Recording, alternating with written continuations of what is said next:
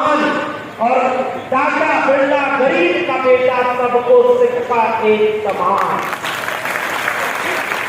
और आज क्या हो रहा है? आज देश के स्कूल, कॉलेज और विश्वविद्यालय अंबानी अदानी के हाथों बेच दिए गए हैं। मैं सबूत आपको दे रहा हूं। जवाहरलाल नेहरू विश्वविद्यालय देश का सबसे बड़ा विश्वविद्यालय है और आपको कभी गूगल करिएगा, अपनी जमीन बेचेगा ताकि जवाहरलाल नेहरू विश्वविद्यालय सरकार का काम था कि हर व्यक्ति को शिक्षा मिले, सबको पढ़ाई मिले, पढ़ाई हो, दवाई मिले। और मैं जानता हूं इसी उत्तर प्रदेश में जब नारा लगा कि संत बाबा ने बांधी गांठ उठा पावे 100 में 60, तो उस नारे को समाज वालों ने आगे बढ़ाया कि 100 में 90 शोषित है, शोषितों में ललका रहा है, धन धरती और राजपाट में 90 भाग हमारा है, 10 का शासन 90 पर नहीं चलेगा। जब यहाँ पर मंडल आंदोलन लड़ा गया तो आज नई पीढ़ी को यह बात समझना होगा कि आज उस मंडल आंदोलन को कमजोर करके आपको मंदिर मस्जिद के नाम पर लड़ाया जाए। बताइए, धर्म की लड़ाई हमारी लड़ाई है क्या? अब तो पतंगे भी ये देख के हैरान हो गई कि ये छतें भी हिंदू मुसलमान हो गई। इसलिए हिंदू मुसलमान की लड़ाई नहीं है भाई। और ये तो लखनऊ तहजीब का शहर है, यहाँ तो साझा शहादत, साझा विरासत। अगर यहाँ पर शहीदों के जितने स्मारक हैं, उन स्मारकों में जाकर नाम पढ़ लीजिएगा, लखनऊ से लेकर के दिल्ली के इंडिया गेट तक, तो हिंदू मुसलमान के नाम मिले हुए मिलेंगे। सभी का खून है शामिल यहाँ की मिट्टी में। और आज उन्हें ही आपस में लड़ाया जा रहा है। और आज इसलिए भारत बंद करना पड़ रहा है कि अब एससी को एसटी से लड़ा दो, ओबीसी को ओबीसी से लड़ा दो, हिंदू को मुसलमान से लड़ा दो, गरीब को अमीर से लड़ा दो। 69,000 शिक्षक भर्ती में जिसको नौकरी नहीं मिली, उसको जिसको नौकरी मिल गई उससे लड़ा दो। और बेरोजगारों को आपस में लड़ा दो। और सब लड़ाई लड़ाते थे और वो अपने लखनऊ से लेकर दिल्ली की कुर्सी बचाना चाहते। लेकिन हमारी लड़ाई किसी कुर्सी और चुनाव को बचाने की नहीं है। मैं आखिर में गुजारिश करके जा रहा हूं, 3 बातें केवल गांव के लोगों को समझाइएगा। पहला, कि संविधान नहीं था तो चारपाई पर बैठने का अधिकार किसको नहीं था, उसको समझाना कि तुम्हें चारपाई पर बैठने का, मुख्य सड़क पर चलने का, मंच पर खड़े होकर माला पहनने का अधिकार अगर किसी ने दिया तो बाबा साहब अम्बेडकर के संविधान ने दिया है। और इस बात को कहने में कोई गुरेज नहीं। और मैं यहाँ एक बात और कह दूं, हमारे लखनऊ के आदरणीय सांसद महोदय बैठे हुए, मैं दिल्ली में उस दिनों था, मीडिया में खबर आई कि एक समाजवादी पार्टी के नेता ने प्रश्न उठाया है कि संविधान से चलने वाली संसद में सिंबल कहां से आया, वो किसका प्रतीक है सिंबल।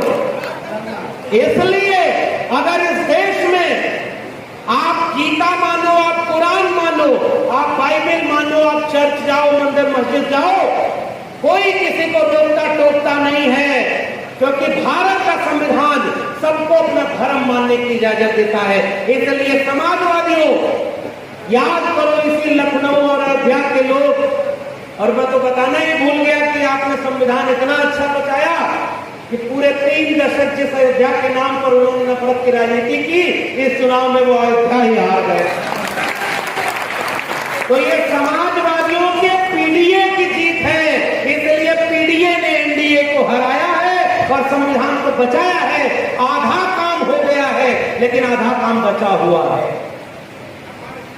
उत्तर प्रदेश से लेकर दिल्ली तक की कुर्सी कमजोर हो गई है ना, लेकिन अब हमारी असली लड़ाई, समाजवादियों की लड़ाई, राजनीतिक लड़ाई राजनीतिक ढंग से लड़ी जाएगी, लेकिन सामाजिक और सांस्कृतिक लड़ाई को कैडर के तरीके से गांव-गांव पहुंचाने की हमारी जिम्मेदारी है। इसलिए मैं आखिर में आपसे गुजारिश करके विदा लूंगा कि कैडर का काम क्या होता है। कैडर का काम यह होता है कि कोई सड़क चौराहे पर खड़ा होकर पूछे कि लाल टोपी किसका प्रतीक है, तो कैडर वाले लोग खड़े होकर कहें कि लाल टोपी क्रांति का प्रतीक है, क्योंकि डॉक्टर राम मनोहर लोहिया समाजवादी विरासत को हमको देकर। और ये वही उत्तर प्रदेश है जिसमें सामुदायिकता की आग के सामने जब नेताजी पहली बार मुख्यमंत्री बने थे, इतिहास याद करना समाज, और कुछ चिड़िया बैठ कर उसी पर जलती रही। एक कवि ने कविता लिखी कि आग लगी इस वृक्ष को जलने लागे पात, उड़ते क्यों नहीं पक्षियों जब पंख तुम्हारे पास। उन चिड़ियों ने जो जवाब दिया उसे मेरा पैगाम समझकर घर ले जाइएगा। उन चिड़ियों ने कहा कि फल खाएं इस वृक्ष का और गंदे कीन्हे पात, तो धर्म हमारा यही है जले इसी के साथ। भागने वालों में समाजवादियों का नाम नहीं लेना चाहिए। इस संविधान का लाभ हमने लिया, नेताजी की कुर्बानी से बने हुए भारत का लाभ हमने लिया, मंडल आंदोलन का लाभ हमने लिया, और जब उस पर खतरा हो तो हम अपनी नौकरी बचाते, हम अपना घर बचाते। और इसलिए नवाब देवबंदी का शेर याद रखना, जलते घर को देखने वालों फूस का छप्पर आपका है, आग के पीछे तेज हवा है, आगे मुकद्दर आपका है। उनके कत्ल पे मैं भी चुप था, मेरा नंबर अब आया, और मेरे कत्ल पे आप भी चुप हो, अगला नंबर आपका।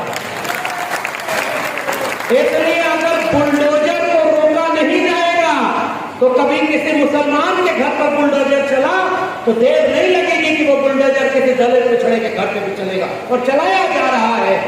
इसलिए देश बचाना समाजवादियों आपकी जिम्मेदारी है, संविधान बचाना आपकी जिम्मेदारी है, और शिक्षा और रोजगार बचाना आपकी जिम्मेदारी है।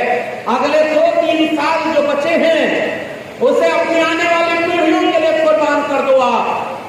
आप पहले के जमाने के लोग अभी बात बोलेंगे तो बताएंगे कि जब प्रचार करने पैदल के लोग निकलते थे तो लाइट चना लेकर निकलते थे, और पूरे दिन गांव-गांव की बस्ती समझाते थे कि अपने शिक्षा, अपने बच्चों के रोजगार को कैसे बचाना है। अब अगले 3 साल 2 साल जो बचा है, रात दिन एक करके जोड़ने का काम करिएगा। पीडीए जोड़ने का काम करता है, और मैं इस मंच से कहता हूं, अगर एक रंग का गुलदस्ता होता तो अच्छा नहीं लगता, बगीचा एक रंग का अच्छा नहीं लगता। इस मंच को आप देखिए, ये है समाजवादी मंच, जिसमें हर जाति और हर तबके के लोग एक साथ एक मंच पर बैठे हुए हैं, और ये है समाजवादी पीडीए। और पीडीए ही भारत का भविष्य है, पीडीए ही समाजवाद का भविष्य है, पीडीए ही संविधान के मान को बचाएगा और शिक्षा और रोजगार को बचाएगा। वरना शिक्षा और रोजगार लुट गया तो आने वाली पीढ़ियां आपसे सवाल पूछेंगी कि जब ये सब लूट रहा था तो आप क्या कर रहे थे। मैं बड़े शान से कहूंगा कि जब ये सब लूटा जा रहा था तो मैं समाजवादी परचम के साथ बाबा साहब के संविधान को बचाने के लिए, डॉक्टर लोहिया के समाजवाद को बचाने के लिए, शिक्षा और रोजगार के लिए समाजवादी परचम के साथ कंधे से कंधा मिलाकर लड़ाई लड़ रहा था। जय भीम, जय मंडल।